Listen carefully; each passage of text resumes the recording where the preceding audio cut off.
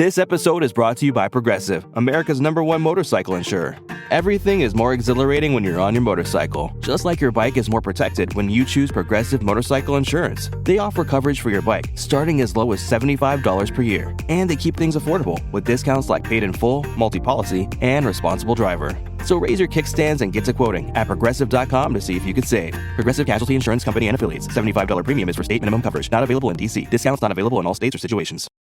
Morning decisions. A creamy mocha frappuccino drink? A sweet vanilla? Maybe a smooth caramel? Or that white chocolate mocha? Whichever you choose, delicious coffee awaits. Start your day with bottled Starbucks Frappuccino drinks. Pick up a bottle near you wherever you buy your groceries. Hey, difference makers. I have a really exciting update for you. Many of you know that for the past few years, I've been writing over on Substack. Some of you have been over there, some of you haven't yet. But there I've written some reflections, some behind the scenes thoughts, deeper dives into global leadership, equity, and the kind of topics we often explore here on the podcast together. Well, today I launched paid subscriptions for the very first time on Substack at loriadamsbrown.substack.com. So I'm very excited because I've been sharing all this for free for years, and I'm so grateful for your support along the way. But, let's be honest. Women deserve to be paid for their work, especially women of color, for those of you listening, and who are out there often expected to serve and teach and lead without compensation. It's awful. But launching paid subscription is one small but bold way I'm pushing back on that narrative, because the truth is your voice, your labor, your difference making matters, and so does mine. So here's what this means for you. If you're already a paid supporter on Patreon, you don't need to do anything. I've given you a free gift subscription to my Substack for a limited time. Just my way of saying thank you. Check your email or head to patreon.com/aworldofdifference to get all the details. And if you're not a subscriber on Substack yet, this is the perfect time to join us. You'll get access to thoughtful written content that complements what you hear on the show. And for a limited time, you can subscribe with 20% off, the lowest price Substack allows. This community is built around belonging, global voices, leadership that lifts, and content that challenges and inspires. And I want your voice in that room. So if you've ever thought, I love what she's creating, but how can I support more deeply? Or if you've ever wanted to ask, could you write more about that topic? Well, this is your moment. Head over to loriadamsbrown.substack.com and become a paid subscriber or a founding member if you want to help build this new space with me. Thank you for making a difference. Let's keep changing the world, one brave voice at a time. Welcome to the A World of Difference podcast. I'm Lori Adams Brown, and this is a podcast for those who are different and want to make a difference. Hey, difference makers. If you're ready to blow the roof of what you think you know about leadership, workplace culture, and building a team that thrives, even in the toughest times, you're in the right place. Today, I've got a powerhouse guest for you, Garry Ridge, Chairman Emeritus of the WD-40 company, a true legend in the leadership world, and author of the game-changing book, Any Dumbass Can Do It. What a title. And yep, you heard that title right, because Gary's not here to sugarcoat leadership. He's here to show you how to create tribal culture where people feel safe, valued, and ready to innovate. We're talking about psychological safety. Hello, Amy Edmondson fans, raise your hand. Building trust, cross-cultural leadership, and yes, how to turn even the biggest mistakes into learning moments that fuel growth. If you've ever felt like you're not the one in charge, or the systems are too big to change, or it's just the way things are, Garry is here to smash those limiting beliefs wide open. And we're also diving into the hero's journey of leading through the COVID-19 pandemic, lessons from Fijian leadership, and how you, yes, you can build a culture of belonging no matter where you lead. So whether you're a CEO, a team leader, a teacher, a community builder, or just someone who wants to show up as a difference maker in this world, buckle up. This episode is a masterclass in leadership that you cannot afford to miss. And hey, if you love this conversation, do me a huge favor, share it with a friend, your team, your boss, whoever needs to hear it. And don't forget to follow the show, leave us a review, and tell the algorithm that this podcast is worth sharing with the world. All right, let's get into it. Here's my conversation with the one and only Garry Ridge. Hi, Hi, Garry. I'm so excited to have this conversation with you today about your book that just released. Welcome to A World of Difference podcast. Well, it's just a delight to be with you. Thank you for inviting me along. You're welcome. The title of your book is pretty provocative, I must say. Any dumbass can do it. If you're watching on video on YouTube, you can see the title back there. I have a copy of it here in my hands. It's definitely the kind of title that grabs you. I would love to hear, just to start off with, what's the story behind such a bold title for your book? Well, thank you. Yes, Laurie. Well, remember, an ass is a donkey, right? So I could say any dumb donkey could do it, right? But the basis behind it was I believe that a lot of leaders and people feel that building cultures in organizations where people go to work every day, they make a contribution to something bigger than themselves, they learn something new and they're protected and set free by a compelling set of values and go home happy, they believe that it's a really daunting task to do that. My belief is that if you clearly understand the elements that need to be in place in an organization to do it, and you're brave enough to execute on that consistently, any dumbass can do it. So that's the basis. And the other side is, of course, yes, it does get people's attention. It does get people's attention. Yes. And I'd love to hear, because here on A World of Difference podcast, we have people that listen all over the world in over 100 countries. A lot of people have had multiple cultures that have formed them in their childhood as they've grown up, or are living in a different culture than maybe where their passport is. What are some of the cultures and places that have formed you as a person and as a leader? Well, of course, my homeland is Sydney, Australia. Well, it was Australia. My home city is Sydney. One great thing about, the Aussie culture is we have what you call the tall poppy syndrome. And so don't get too big for your boots. And I write about that in the book in a chapter where I talk about my mum. So, of course, the Australian culture is very much a get it done culture. And, of course, because Australia is kind of far from everywhere, we're kind of that outgoing kind of group of people, so certainly. But other cultures, I've had the honor, privilege, and I'm so grateful that I've worked or visited 76 countries in my career. And it's one of the richest experiences I've ever had, because I really loved understanding the difference between cultures. There are direct cultures like the US, and then there were relationship building cultures like Latin America and Italy, and then there's really family-based cultures, which are cultures like China and some of the Asian countries. So I used to say, when I was traveling around and visiting these countries and visiting friends and business colleagues, you have to take one disc out and put a new disc in, because if you go to one culture and you think the next one is exactly the same, you'll probably trip up on yourself.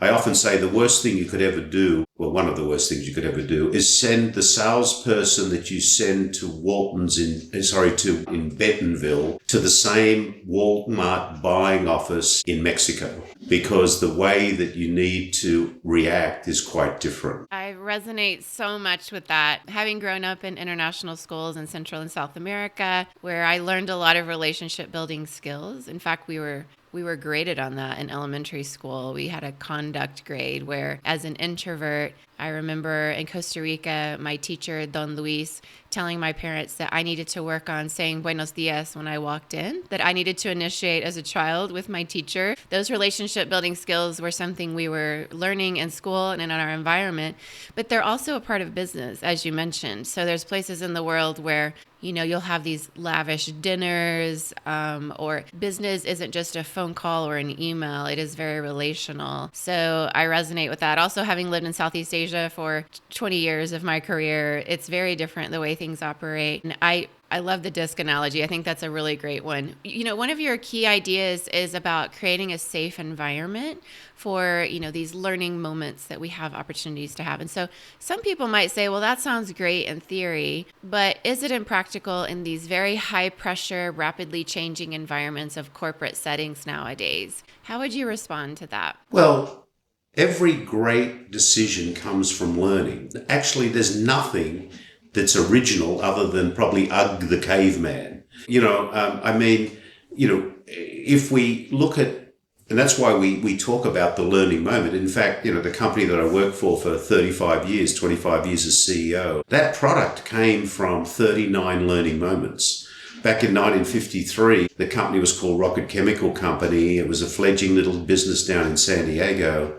and there was a problem with condensation and corrosion in the umbilical cord of the Atlas space rocket. And the chemists got together and started to mix formulations. Formula 1 didn't work, 15 didn't work, 30 didn't work, 35 didn't work, and 39 didn't work. But 40 worked. And that's why it's called WD, water displacement 40th formula.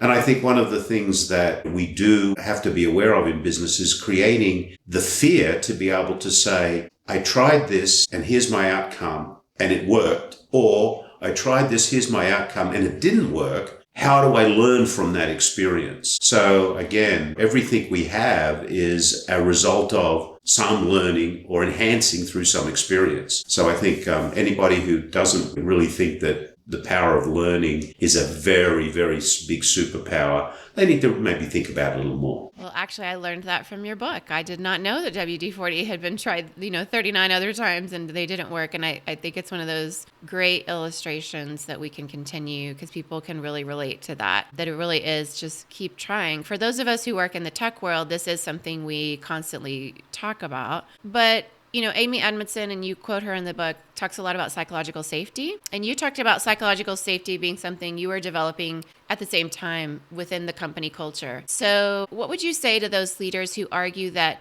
psychological safety, tribal culture, these are just buzzwords, but they're not really that relevant for us to spend that much time on? Well, I would say this. I believe there are two things critical in business success. The first one is, do we have a sound strategic plan? So, have we looked at the market that we want, or the service or the product that we have? Have we identified the true end market? All of these ingredients that go into the strategic plan. And then there's the execution of the strategic plan. Now, Gallup tells us that about 70% of people who go to work every day are either disengaged or actively disengaged. So would that tell me that we are getting the benefit from the collective efforts of the people in the organization? No. So if only 30% of people are enthusiastically and passionately executing against a strategic plan that's, say, been marked up at 70 out of 100, 30 times 70 is a number. But what happens if the will of the people, which is what I call it, is at 80%? 80% of people who go to work every day are passionately executing against a clearly defined purpose, making a difference to something bigger than themselves, feeling like they belong, knowing they matter, and able to make choices, and having a low level of fear because learning is so important, and that the people that lead them are coaching them, not managing them. 80 times 70 is a much bigger number. So I think that anyone who says that building a strong, passionate culture is not an advantage gets it wrong. Laurie, we proved it.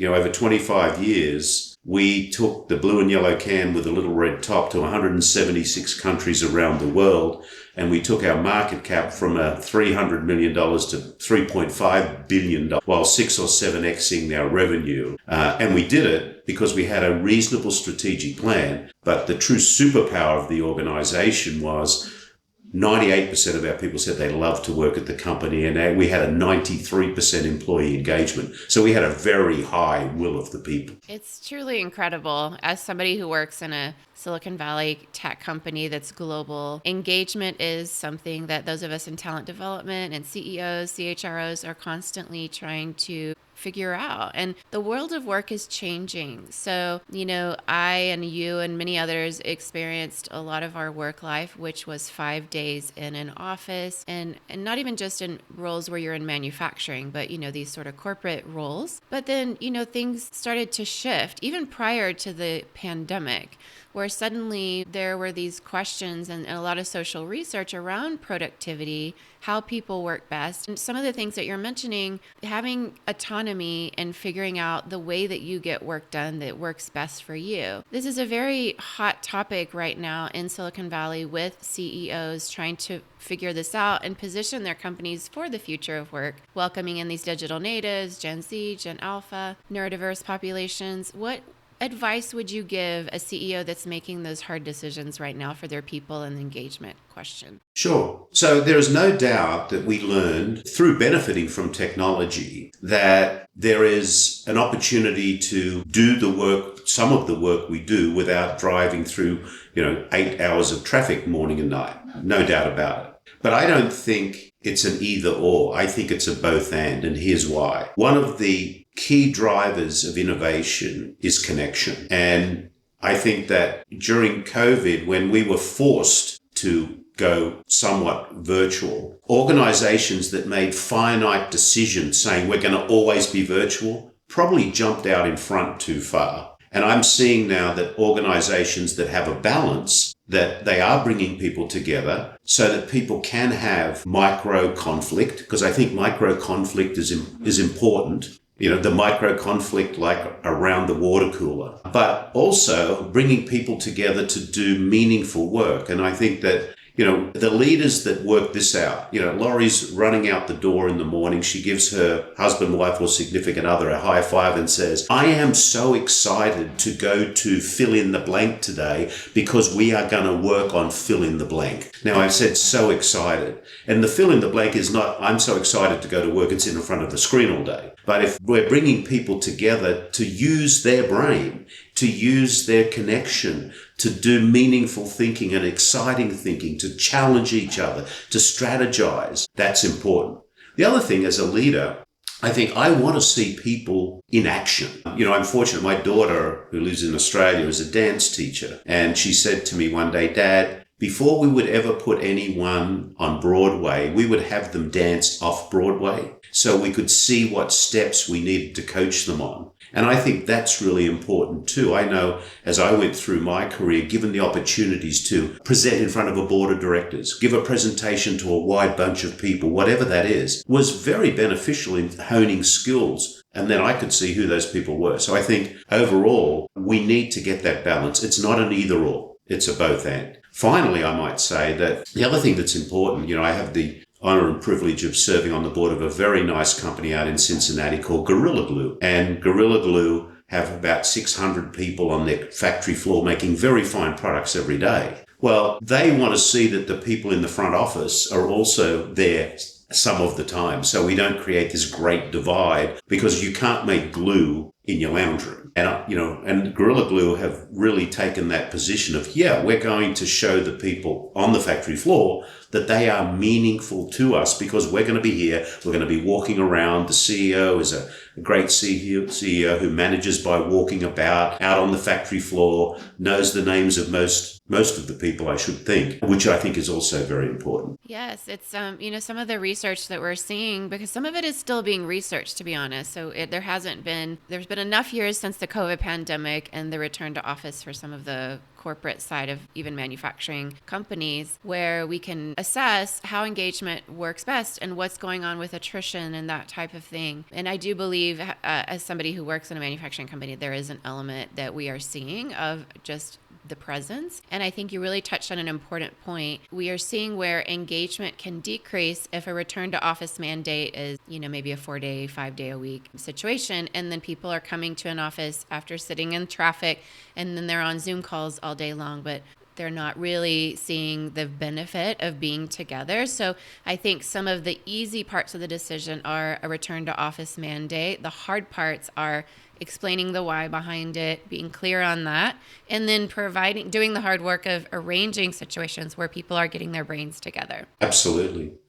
So true. Yeah. So you have said before that, when people go home happy, they build better families and communities. You talked about that a little bit just now when people are walking out the door and high-fiving their spouse. How would you see the ripple effects of workplace culture showing up beyond the office? And why is that important in our society today? Well, could you imagine, you're sitting at home of an evening and you go home and you've got, your young family or your teenage family around you. And dad or mum are just griping about how much they hate their job. Is that going to in any way motivate those people around the table to want to go and do whatever you do? No, it's not. So I think that, if people are going home and saying, hey, this is the work that I do, I really enjoy it, and are able to communicate. And here's the difference I made today. I think that's the other thing. Organizations need to have a clearly defined purpose. And I write about it in the book. Your purpose is not your product. You know, at WD-40 company, our purpose was to create positive, lasting memories. And, you know, I know many of our tribe members would go home and talk about, hey,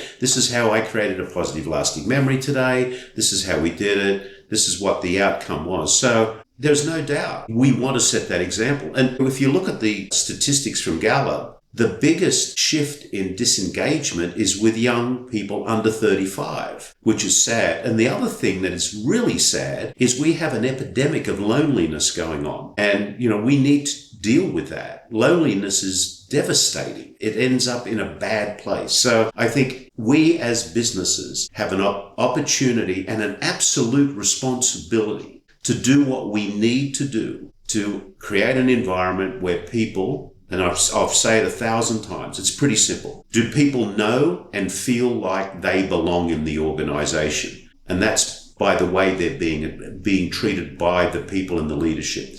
Do they know they matter and that their work makes a difference? Are they able to make choices because there's a hierarchical set of values in the organization that everybody lives by? And those values are used to make decisions to the point that anyone in the organization, in any place in the world, at any level, can make any decision they need to make without quacking up the hierarchy. And then have we reduced fear by having learning moments, not mistakes? And then finally, very importantly, is the leader acting as a coach, not a manager. You don't manage people. You're there to coach them to play their best game. No, it's so true. This is something I train on with I'm over our training and development at the company where I work. And one of the things I train on in all of our cultures is something based in Google's research that they did on their highest performing managers. And they found out that the key there, Project Oxygen was what it was called. They found out the managers who used coaching practices saw better success, just to your point. And some of those coaching practices aren't natural to a lot of people. They must be taught. It's asking questions that will help open up a blue ocean of possibility. It's not directing them, but really developing them and helping them solve their problems, but you're coaching them alongside. And so this is a very different leadership style. Leadership is changing. And I'm interested to know, when you look at the future of work from your perspective, where we do have, ways that people work, it's not going to be the same as it once was, because what got us here won't get us there. Great title of a book. That's true. Thank you. Marshall Goldsmith. Yes, I will check that one out. And so, there's a lot being questioned about this. There's no shortage of ink spilled on it.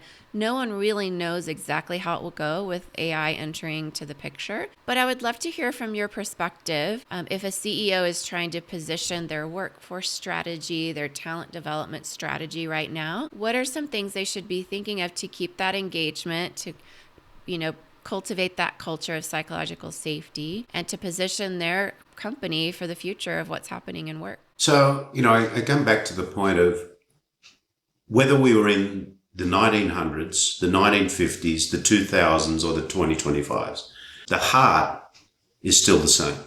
And what we need to do is continue to think about counting people's hearts, not their heads. And people always want to feel like they belong. AI may come and go. It won't go, of course. It'll come and it'll enhance where it can. But at the end of the day, it's us as leaders really treating people the way that we should treat them, which is being there to help them be the best they can. I think some of the simple things we can do is be very deliberate. We took the word manager out of our vocabulary completely. Once we said that everybody's a coach, then we had to define what is the role of a coach and how do we have those people be the best coaches they possibly could be. And, I like to make things pretty simple if I can.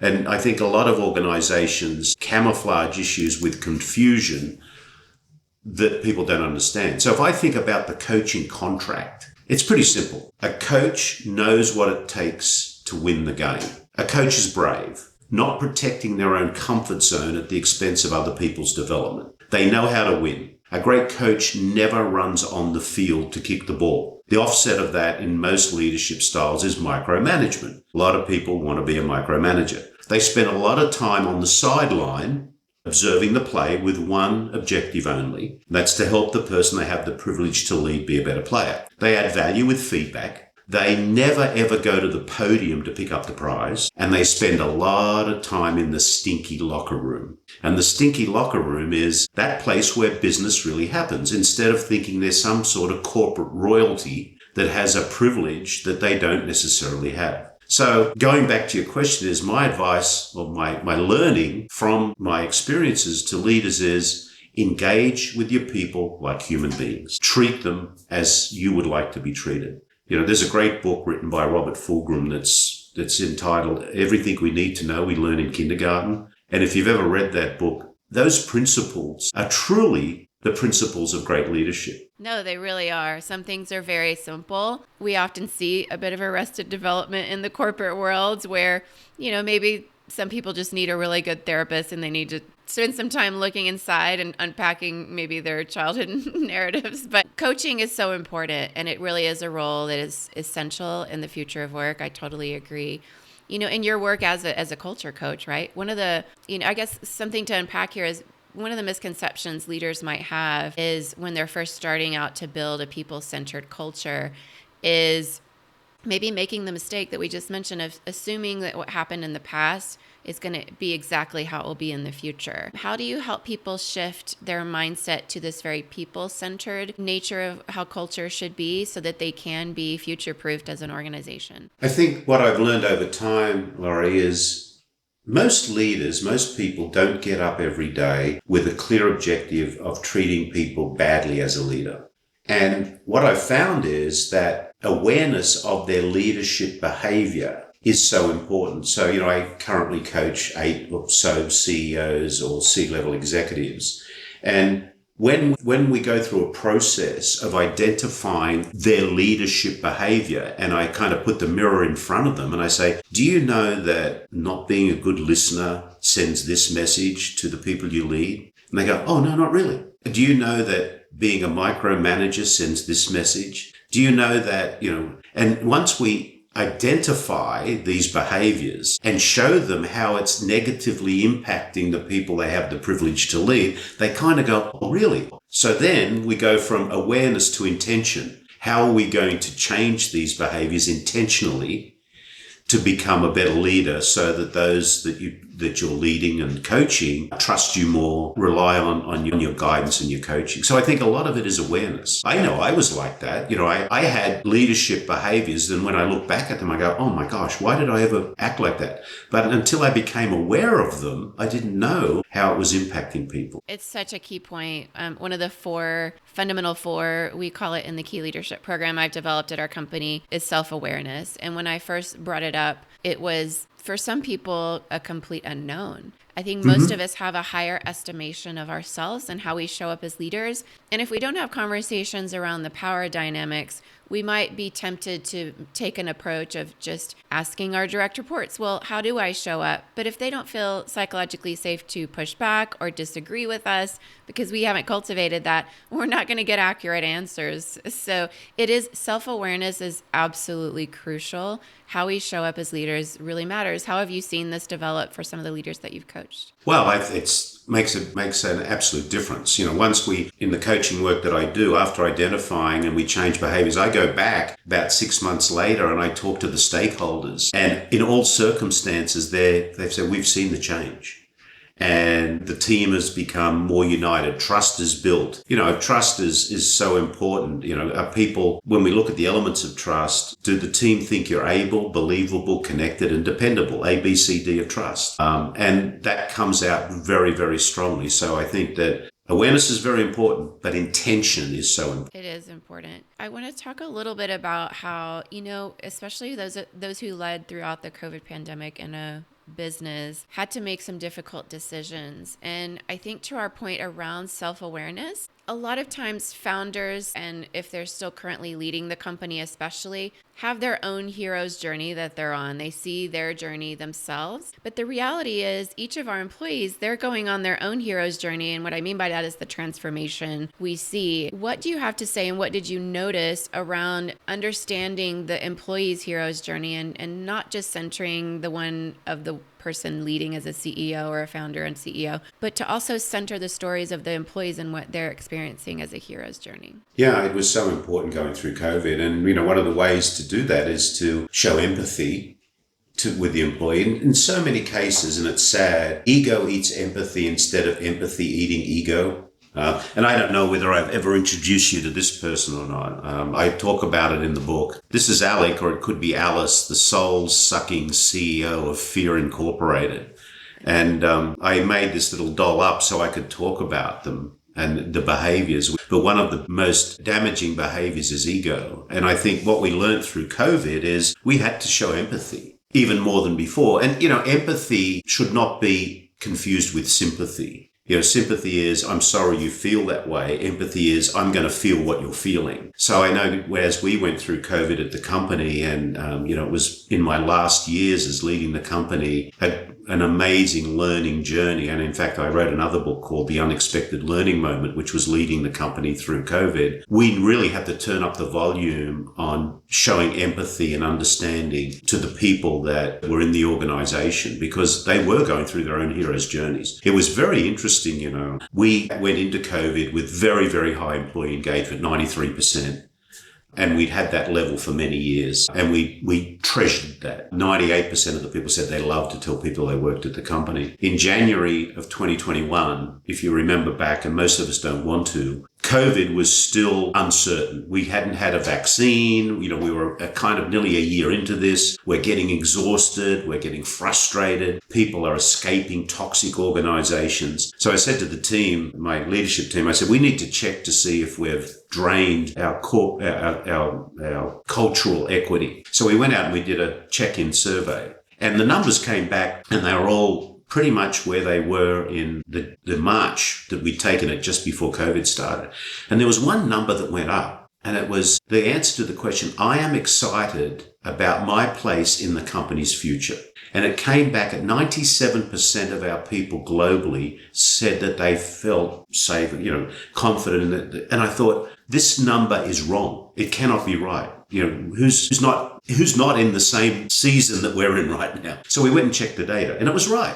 And then my curious self said, I got to find out why they're saying that. And it was probably one of the most rewarding pieces of feedback that we ever got. Clearly, our people came back and said, I feel safe. If I need to be anywhere else right now, I need to be here because we are living our tribal promise of a group of people that come together to protect and feed each other. And it was like, wow, now we've really tested how rigorous and how strong our culture is because we had helped them through their hero's journey. And I thought that was so powerful. It's so powerful. It makes me tear up a little bit because I have worked in a toxic work environment where psychological safety was the opposite of what was being cultivated. And if anybody has ever had a situation like that, you know how beautiful it is to be treated as a human. And when we look at the cultures of the world, that's something common to all humanity. You spent time in Fiji and you've spoken about some of the lessons you learned from the Fijian leaders.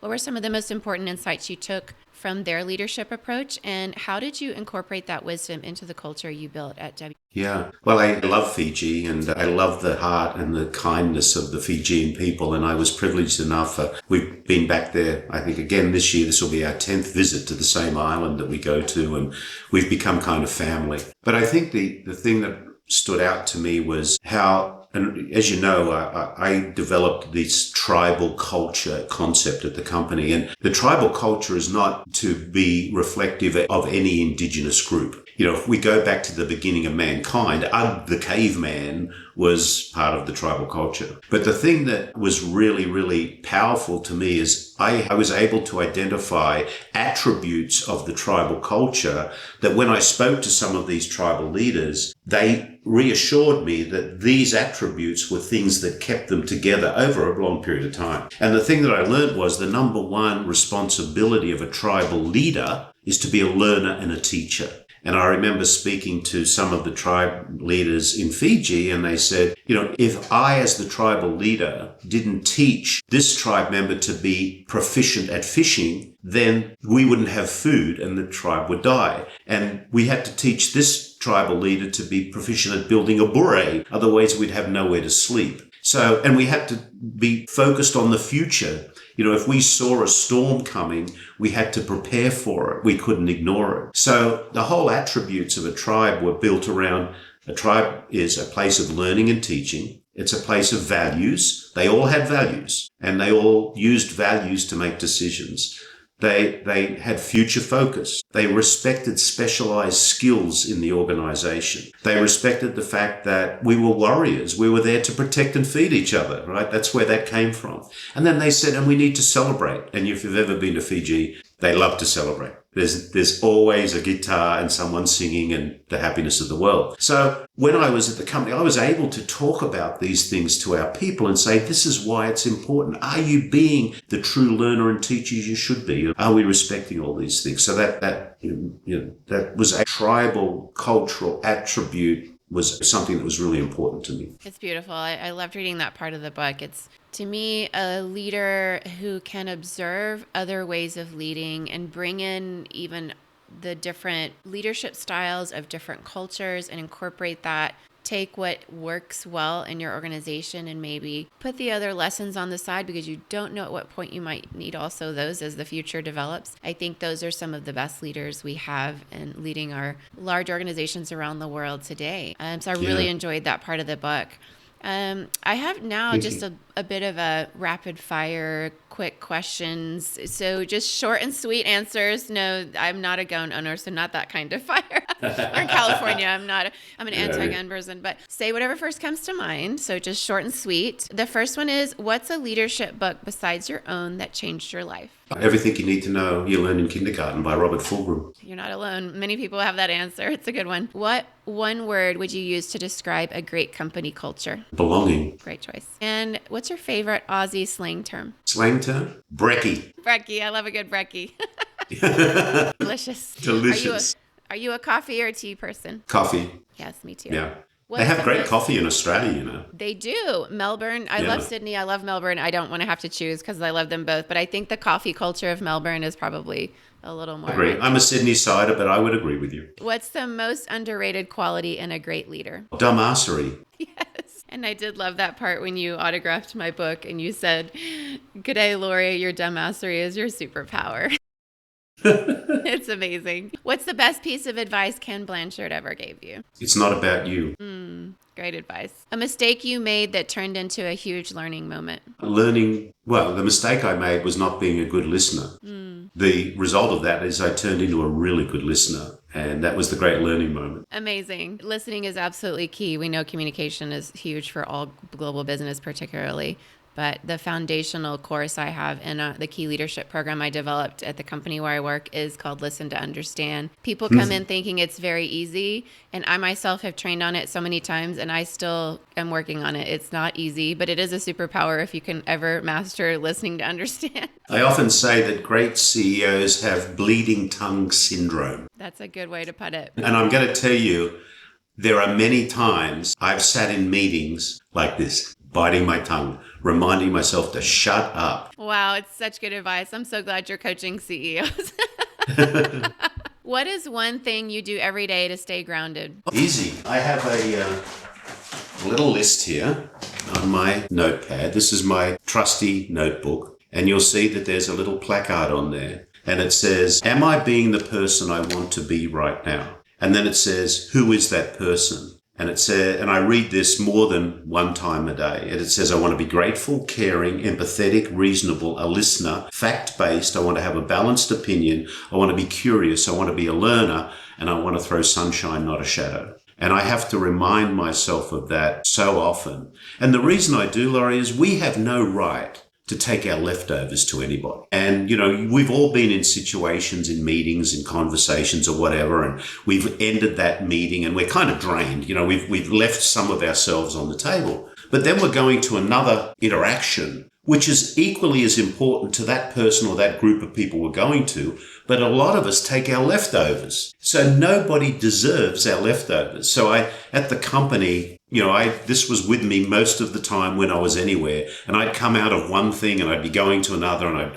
center myself. I'd look at this. Okay, Garry, this is who you need to be your best person. Center yourself, fill up your plate, because you have no right to take your leftovers to wherever you're going now. And it's a discipline, because, we're just these humble human beings bumbling our way down this pathway of life. And all of these external things pull us off our path. So we have to get back on.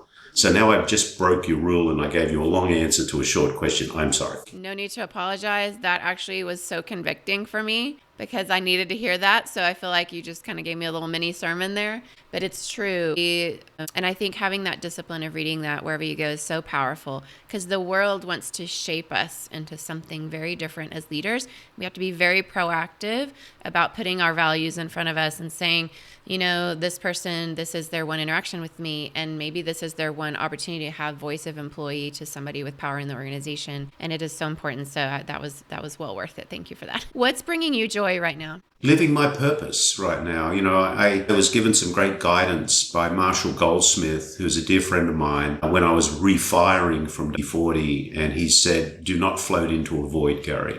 You now have to pay it forward. So my purpose now is I help leaders build cultures of belonging where love, forgiveness, and learning inspire a happier, more connected world. I think I've just done my 25-year apprenticeship in leadership. I need to put it to work, because we need to make the world a better place. So that's what's giving me joy right now. That's amazing. What's one message you hope every listener will take away from this episode? Life's a gift. Don't send it back unwrapped.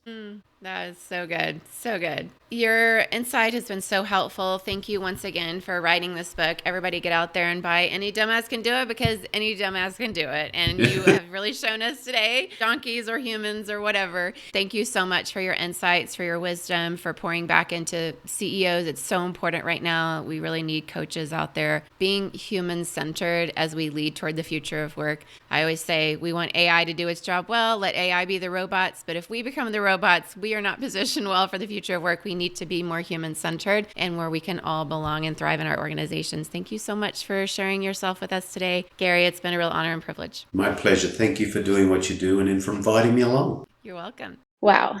Can you feel that? That fire, that energy, that kick in the pants to stop waiting for permission and start building a culture that actually works for your people. Garry Ridge just dropped truth bombs on leadership, psychological safety, growth mindset, and why every dumbass, including you and me, donkeys, as he referred to us, has what it takes to lead with courage, humility, and with heart. Here's the deal. If you're ready to create a workplace where people go home happy, build better families, and make the world a better place, it starts with you. You don't have to wait for some fancy title. You don't have to wait for someone else to change things. You can be the spark that ignites a movement. So here's what I want you to do next. Share this episode right now, text it to a friend, post it on LinkedIn, blast it to your team, rate and review the podcast. It just takes 2 minutes, but it tells Apple, Spotify, and all the algorithms out there that this show really matters. And hit follow, because we've got more incredible conversations coming your way, and I do not want you to miss a single one. This is how we build a world of difference. One person, one team, one culture at a time. Thanks for being here, and I'll see you next time. Thank you so very much for joining us today on A World of Difference. Whether you're tuning in from across the street or across the globe, I want you to know this. Your voice matters. Your story matters. And the difference you're making in the world is real. If this episode spoke to you, would you take a moment to subscribe, rate, and share the show with 5 people who need it too? When you share, you're not just spreading a message, you're building a community of people who believe in empathy, equity, kindness, and the power of listening to those who are different from us. And hey, I'd love to hear from you. What resonated with you? What's a question or a story you'd like us to explore next? Reach out anytime, because this isn't just my podcast. This is our conversation. Remember, you were made to make a difference. So let's keep showing up together for ourselves, for each other, and for a world that needs all of us. Until next time, stay curious, stay kind, and keep making your world a little more whole. Here on A World of Difference, we talk a lot about what it means to show up with courage, especially when the world tells us to stay silent. But here's the truth. Healing isn't meant to happen in isolation. We all carry stories of joy, of pain, of resilience. And sometimes we need a space that's just for us, a space where we feel safe to process, to breathe, to be. And that's why I believe in therapy. And that's why I'm so grateful to partner with BetterHelp, online therapy that meets you wherever you are. BetterHelp matches you with a licensed therapist based on your unique needs, whether you're dealing with burnout, grief, relationships, or simply trying to make sense of your story. Because you matter, and your story deserves to be heard. As a listener of this podcast, you can get 10% off your first month at www.betterhelp.com/difference.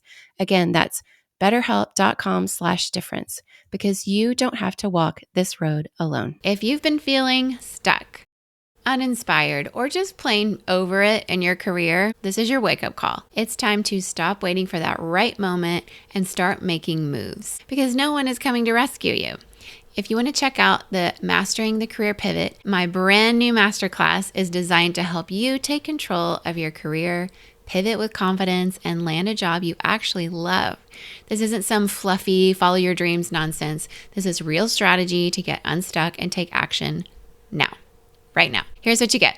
1 hour of video training with me, breaking down the exact steps you need to take. 1 hour or maybe 2 hours, depending on your process, of self-paced exercises to map out your career pivot plan. A free career pivot guide to walk you through the process. A clear, actionable roadmap so you can stop second guessing and start making moves. And if you want to go even deeper, you can grab the Pivot Package, a powerful set of tools, including a detailed workbook and 3 must-have spreadsheets to track your job search, networking, and applications like a pro. And let me just say, if you're going out there expecting to just apply for a job, the first job, and get it, maybe you're one of those people, and maybe you do. But if you're like most of the rest of us, you get a job based on people you know. And statistically speaking, that's true, as well as in my own lived experience and career journey. So networking is really a huge part of it, but a lot of us don't know how. And so a spreadsheet where you can track that, break it down, figure out what to talk about. I have some sample interview questions, or you can do informational interviews. There's so much there in the Pivot Package that is part of my own journey that helped me when I did a career pivot several years ago. So here's the deal. This course will save you hours of frustration, second guessing, and aimless scrolling on job boards. Not helpful. You don't have time to waste, and your future is waiting. So let's get after it. Go to loriadamsbrown.com/career pivot and sign up for Mastering the Career Pivot today, because your next chapter, it's not going to write itself. Hey, this is Chess from The Wandering Hearts, and this is Our House, from our new album, Deja Vu, We Have All Been Here Before. Our house is a very, very, very fine house with 2 cats in the yard. Life used to be so hard. It's all the classics you know, including Teach Your Children, Teach your children well. Their father's help did slowly go by. and Carry On. Rejoice, rejoice, we have no choice but to carry on.